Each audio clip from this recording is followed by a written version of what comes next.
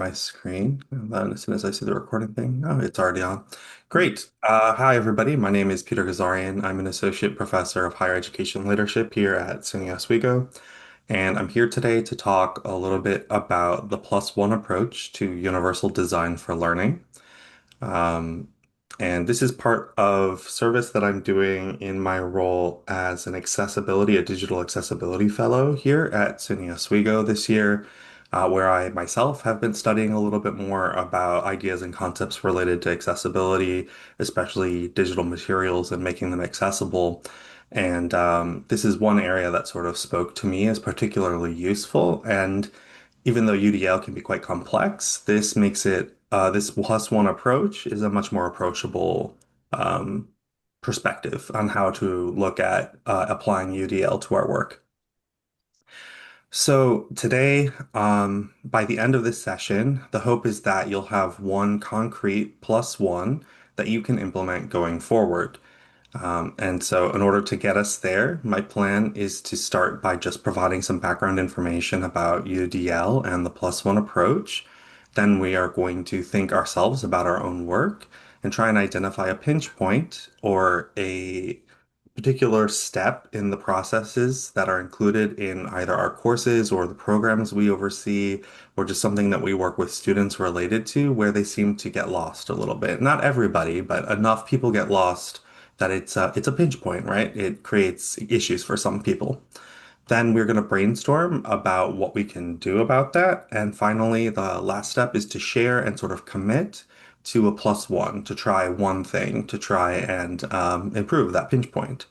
So I do want to say this is more of a working session than it is a lecture. So the hope is that we get some participation from the audience, but I'm sympathetic to the fact that it's 9 a.m. On a weekday during summer break. So if we will find our way through. So who this is for? So this session is not just for faculty. It's also not just for staff or administrators. It's really for anybody who does work that connects with students and you notice that they keep getting stuck at the same spot.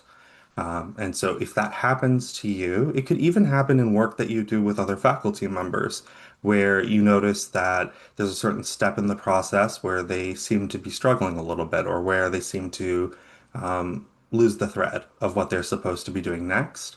And so that's a great opportunity for this plus one approach. Uh, when it comes to uh, faculty, I would say the most direct or clear application would be in relationship to courses or assignments that you're doing, but it could also connect with advising work that you do with students as well. So if you noticed, for example, like for me, one thing I've noticed is that my students do seem to get a little bit confused around the process of getting registered for an internship. And so that's something I've been thinking a lot about lately, about what sort of scaffolds I can build in. And the plus one approach would be a great way for me to start thinking about different ways that I could present that information so that it's more likely to be accessible for my students and that it's less likely to be a point of friction in their process of them working through my program. The other group of people that I really thought about while making this training was staff. So with staff, it would be connected to any advising, orientation, career services, or tutoring services that you provide. It could also be connected with residence life programming or library instruction. And I already mentioned this one, but getting registered for something is another one that, especially when there's a process that's different from what students are typically used to, it can be helpful to provide that extra bit of support or guidance. So Universal Design for Learning was developed for classrooms, but it draws on principles that developed actually in architecture and design. And honestly, just universal design in general happens everywhere. It can be applied to anything, any work that you do that involves people interacting with other people or trying to complete certain tasks. So what is UDL? I've been talking about Universal Design for Learning and Universal Design, but you might not know what that is, and so it's important that we make that clear. Universal Design for Learning is a framework about proactively designing experiences for the diversity of people who will encounter them. Not everybody is going to experience the same thing the same way, and oftentimes when we create something with just one right way of completing it, unintentionally excluding people or placing certain people at a disadvantage.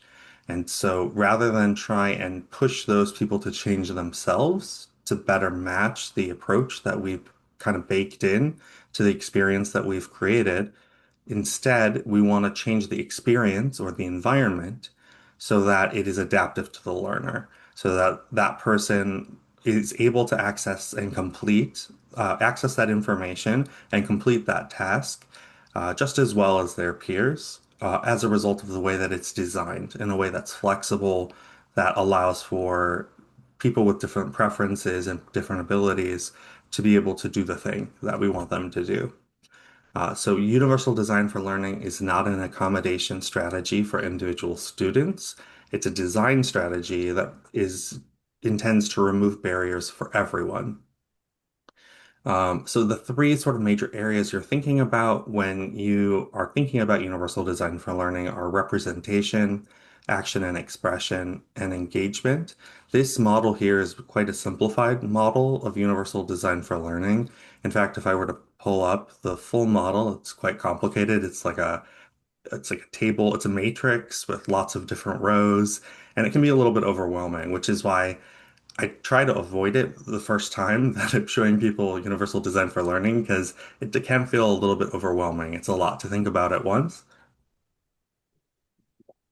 But this model helps to capture the core elements, which is representation is just how we are delivering information to other people. And we want to do that in multiple modalities so that the same information can be accessed in different ways. Action and expression is about providing people with different types of opportunities to demonstrate what they know or share their views on the topic, so they're not forced to take one particular approach. And it allows them to draw on their personal strengths and makes them feel more comfortable and confident in participating, which takes us right into the last one, which is engagement, which is along the way in creating the thing or doing the process. There's going to be different ways for people to take action or become involved in what's happening. And so, if you offer a diversity of ways for those people to engage with the process or task, you're more likely to capture more of those people and have them more bought into the work that you're trying to get them to do. The classic example here are captions. So sometimes when we do this, we have a knock-on benefit that we didn't anticipate because it's even though we may make a change with a particular student in mind, we find out later that those changes are actually benefiting everyone. And that's sort of the essence of universal design, is that by making these changes to increase means of representation, means of taking action and expressing oneself, and different ways for engaging, everybody benefits. And so to go back to my example that I sort of strayed away from there, if we add captions to videos or TV shows or movies, it's designed for people who might not be able to hear the audio track. But what we found is that everybody uses them sometimes. So, for example, if parents are watching something after their kids are asleep, or if somebody's a commuter on the bus, or if someone's a second language learner who needs to see that vocabulary to better understand what's going on, lots of different people can access it.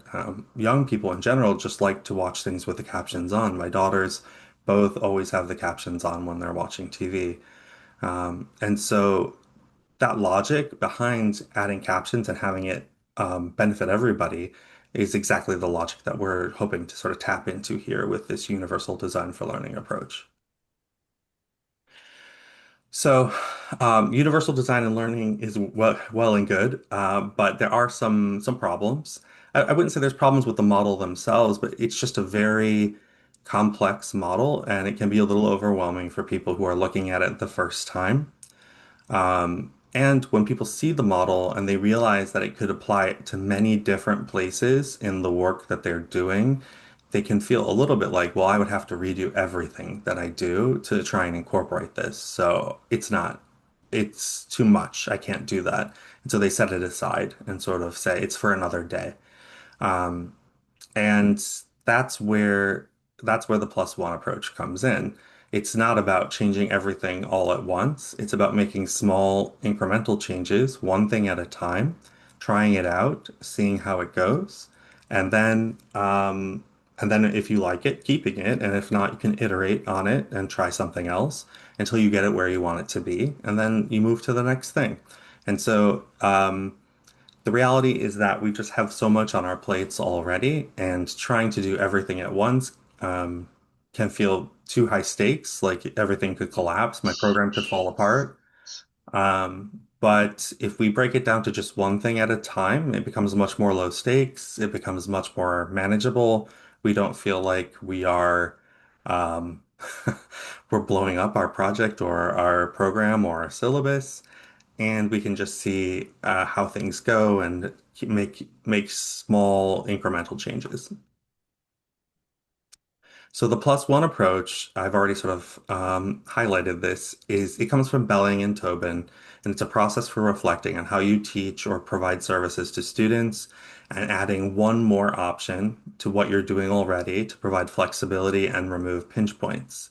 So it's all about making one change at a time, and the process to do this is identifying what might need to change, adding one more option, seeing how it goes, and then making adjustments as time goes on. And the promise is that over time, these small incremental changes compound and our work becomes more inclusive to everyone over time. So a pinch point is a recurring place of friction that comes from the design of something that we're doing. For faculty, it might be a topic where students always have a lot of questions. It's an assignment or an exam where students seem to consistently misinterpret what they're supposed to do, or it's an area in our course where people are getting lower grades. We notice that unit or that topic tends to be one where students are struggling. For staff, it is common topics that students come in and ask about related to the programs or services you're providing. It is a particular form or deadline or step that people ignore or overlook. It is where students seem to fall off and they don't show up or they miss something important. Or it's the type of thing you find yourself repeating over and over again when you're speaking with students. And so, or faculty. And so these pinch points are the moments that you notice that are repeating where there's a good opportunity to make a change to sort of remove this area of conflict. So my first activity, which I'm not sure if we're going to be able to do with just the three of us, but maybe we can have a quick conversation, is identifying your pinch point. So I have 5 minutes allotted to this, but really we're just picking one course or one moment in the work that we do where people are struggling a little bit. And so I already shared mine, which is um, in my program, the Higher Education Leadership Master's Program, students seem to struggle a little bit with the process of getting registered for their internships. And so that's a pinch point that I want to think a little bit more about of what I can do to ease that friction and maybe add a new way of doing something to help students out. Does anyone else have any other pinch points they notice in the work that they're doing? Well, one issue I have is that students come into my introductory classes with extremely weak math backgrounds typically, and they have trouble understanding graphs. Sometimes they understand things when there's y's and x's, but when we use different variables, they have challenges seeing that, the z's and the t's and other variables on the screen are really the same types of equations, but it's no longer just y and x. Um, and I have attempted to address this by providing a lot of tutorial materials and videos and other things addressing it and giving them lots of interactive help. And that has been helpful to some extent, but it's an ongoing challenge. Yeah, it's something I noticed as well. I think in the United States, there's a cultural sort of understanding that math is difficult and not something that I can do, something that I'm bad at. And it's really hard for people to get over that. It's like an assumption about themselves and their abilities that they've learned. And I didn't notice it, how serious it was until I lived in some other places and realized very different attitudes towards mathematics. And then when I came back, I was like, wow, this is this is really a thing.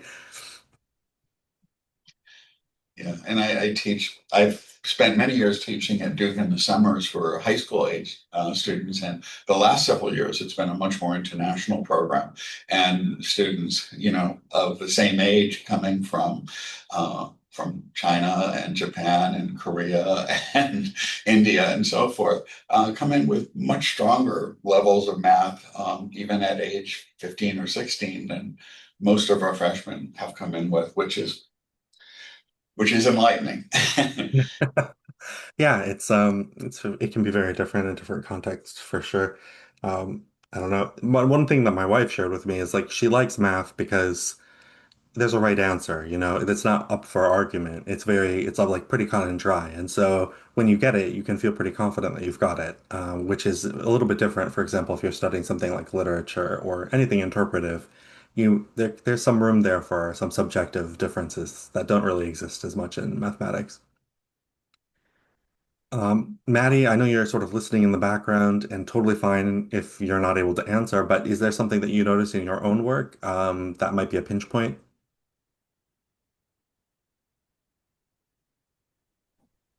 Oh man, I'm not even sure.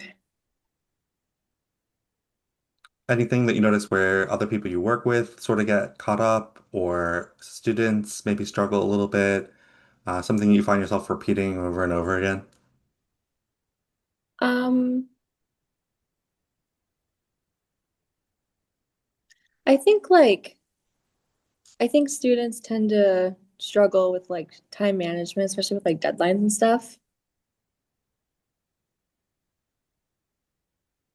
Yeah, absolutely. That's a great one. I also find that as well. Students are sort of still learning how to map everything out, all their obligations, and deal with it in a way that makes sense for their lives.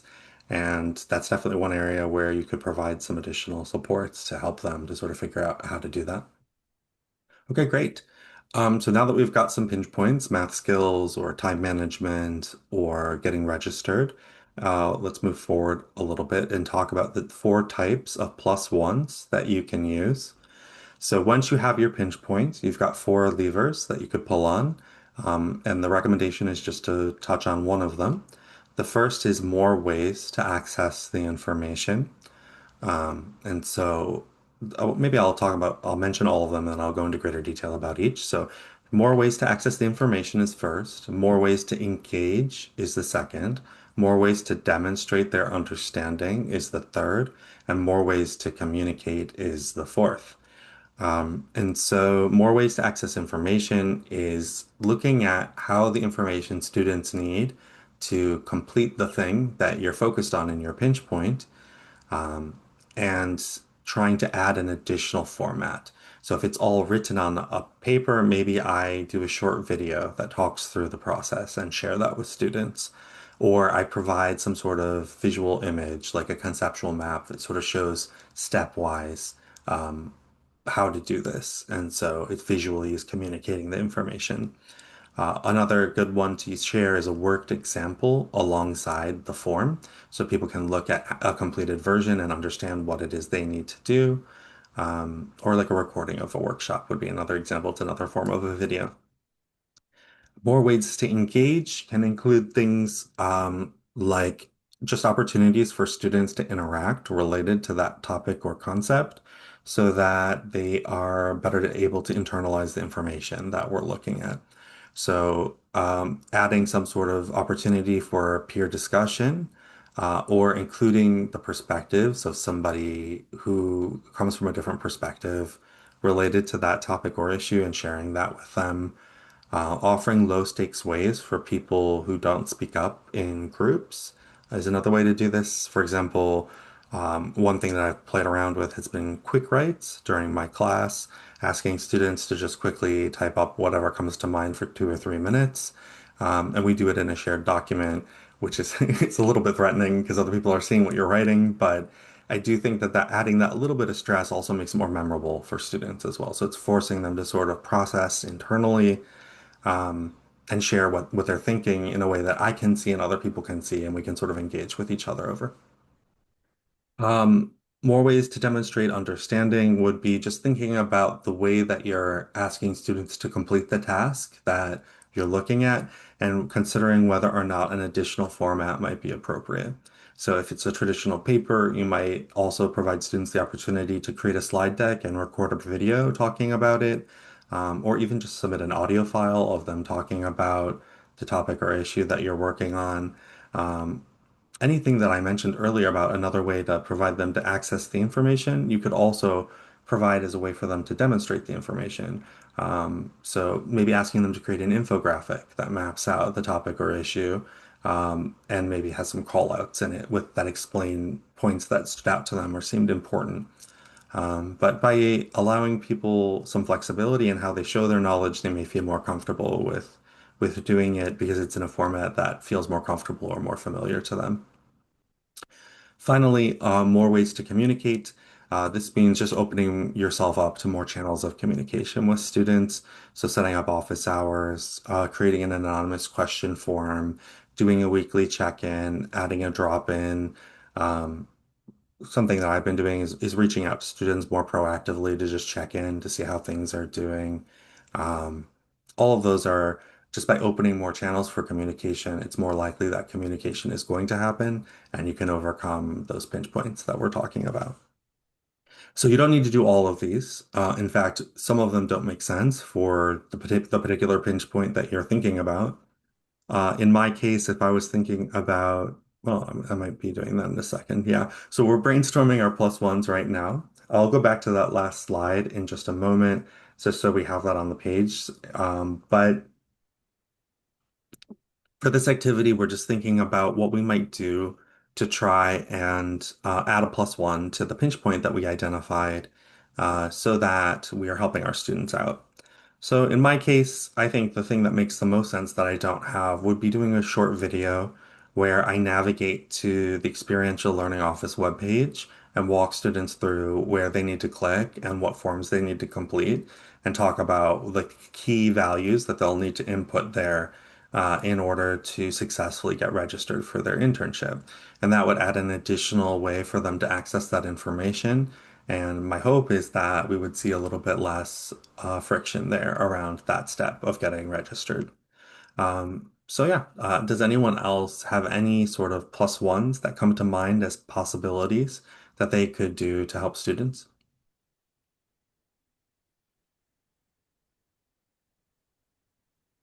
I have some that I've used in the past, and I'm always looking for new ones. But I do the textbook I'm using. It's a large intro class, so there's hundreds of students, which narrows down some of the options a bit.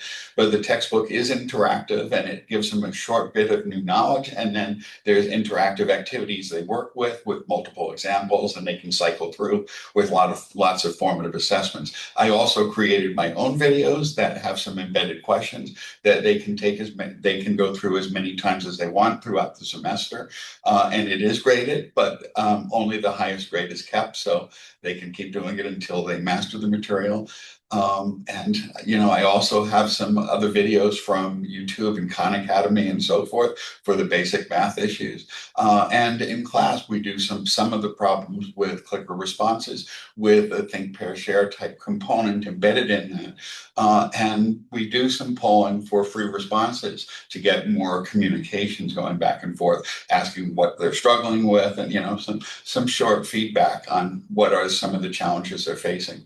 And when students see other people are challenged by it, it can lead to a nice discussion that, yeah, these are common. You're not alone in this, but you can do it, and helping to build a growth mindset.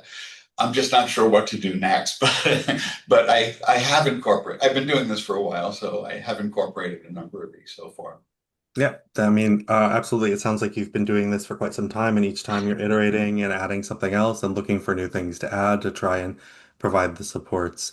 And I mean, honestly, it isn't a silver bullet, it isn't going to solve everything, but it does help more and more students with each thing that we're adding, each thing that we're trying. So, absolutely, yeah, great. Maddie, how about you? Does anything come to mind in terms of helping students with their time management? I will say, as a student, when professors provide a schedule and it's updated and accurate, that's extremely helpful because then I can determine what should be prioritized, and it overall just helps me manage my week better. Sure, yeah. So making sure that those channels of communication are clear and making sure that the information that you're providing to students is clear is another great way to help them, for example, to better manage their time because they have a clear expectation of what it is they need to do. Absolutely. Amanda, I know you're joining us a bit late, but do you have any sort of pinch point in the work that you do that you notice faculty or students sort of struggle a little bit with, and you might be able to add something to help them ease them through that? Yeah, so I was joining as a staff here, but I have seen through Brightspace that some faculty are using um, external tools like Notebook LM, where it's grounded sources and you can get additional assistance with understanding the concepts and the discussion points or the coursework there so that you can generate maybe a quiz or an overview, audio overview, video overview. Say like someone has a secondary language with English, so being able to do those audio overviews and change the language is helpful for those people as well. Yeah, that's a great example of a tool that you can use to make this even more painless. So once you've identified something you want to do, you can automate the creation of that thing using a tool like Notebook LM. And so you're not even creating that much more work for yourself. It's just going through the process of thinking about what it is you might add, and then using that tool to generate those tools, and then do a quick human review of what it's produced to make sure that it aligns. And if it does, then you've got something that you can implement that will be to the benefit of your students in line with this plus one approach. Okay, great. Um, so we have brainstormed our plus ones already. We talked about, not really. This activity was designed to be fleshing out those ideas or concepts that we came up with in some greater depth and maybe committing to something that we are going to do. But I feel like with just the three of us, we've talked a little bit more about each of these than I would have if there were maybe eight of us. So I don't know that we need to do any sort of breakout or go into greater depth. So I'll jump ahead. And finally, the last thing I was going to do is after everybody spoke with a partner or with one or two other people about their plus one, fleshing it out and sort of planning it out, we would hear back from folks very quickly about what they're committing to do. In my case, I'll commit to creating a video at the very least to help students with that process of getting registered for their internship and sharing that out with students at the end of each semester so that they're ready for the next semester if they're going to be registering for an internship. Likewise, I'd urge you to sort of think about when and how you might implement the next plus one that you've identified so that you're holding yourself accountable to making that small change and seeing some iterative growth in the courses or programs or services that you're providing. Um, so before you leave, I would urge you to write down the thing it is that you're trying to do. In my case, I always send myself an email and I schedule send it so that it shows up later and I haven't completely lost track of what it is I'm supposed to be doing. I'd also urge you to describe the option that you're planning to add and set a date for the implementation or at least a time period where it's something you're going to look at. It's also helpful if you tell somebody else that you're planning to do the thing that you're going to do, because that also will hold you accountable to yourself, but you know that you've said to someone that you're going to do it, so you're more likely to do it if you've shared that with somebody else. And the key sort of ideas or questions to carry with you as you're moving forward is just think about what are the flexible ways that you can engage with students or faculty or staff that you work with. What flexible ways can I use to present information, content, or instructions? What flexible ways can I provide for students to complete what's being asked of them? How much can I involve students in shaping the process? And that's an element that we didn't get into as much, but sometimes we can incorporate students into the design process. And that helps to improve their engagement and their buy-in when they feel like their voice is being heard and they have a say in how it is that they are doing something or completing something. And then finally, what barriers exist in my course or service that I could accommodate through a more universal design approach? So these are the types of questions that you just want to be asking yourself sort of regularly to sort of to flag elements where you might want to add a plus one. So before I wrap up, my references are from Belling and Tobin. They have a book out called Reach Everyone, Teach Everyone, Universal Design for Learning in Higher Education. But I do believe they're based out of an institution in Ireland. I think the University of Limerick is where they're based. And they have also, there's the CAST has the Universal Design for Learning guidelines on their website. And then finally, Davies, Shelley, and Spooner have an article about measuring effectiveness of Universal Design for Learning intervention in post-secondary education. That's quite good that I would recommend. It's a bit dated, but it captures sort of the foundation of bringing these ideas into higher education as a setting. And my email's down there. If you ever want to reach out or you have any questions about any of this, I'm always happy to talk. So thank you, everybody, for your time and attention. It ran a little bit slower because we had fewer participants, or ran a bit faster because we had fewer participants than I anticipated, but we touched on everything, and I feel like we were able to cover the core issues here. Okay. Well, thank you. And again, we will have quite a few people viewing this, I suspect, over the next week or two. Um, so it will be helpful. Yeah, I'll stop the I'm recording. my pleasure to be here and take part. No worries. Now, I see